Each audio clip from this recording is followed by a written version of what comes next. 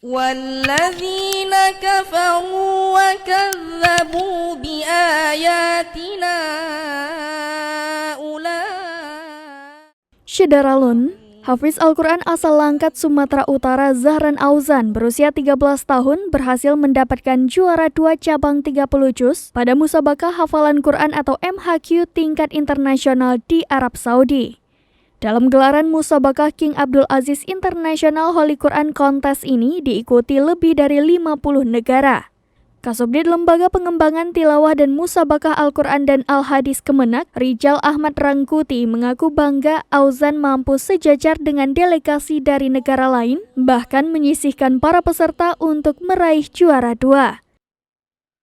Menurutnya, bimbingan dan pembinaan yang diberikan orang tua Auzan dan Lembaga Pengembangan Tilawatil Quran atau LPTQ Provinsi Sumatera Utara bisa diteladani daerah lain. Capaian Auzan menjadi bukti pentingnya pendidikan sejak dini. Pada cabang 30 juz MHQ internasional di Arab Saudi, juara 1 diraih Ahmad Akhiri asal Maroko, sedangkan juara 3 diraih Abduli Inji asal Gambia. Juara 1 berhak mendapatkan uang pembinaan Rp200.000, juara 2 mendapatkan Rp185.000, dan juara 3 mendapatkan Rp170.000.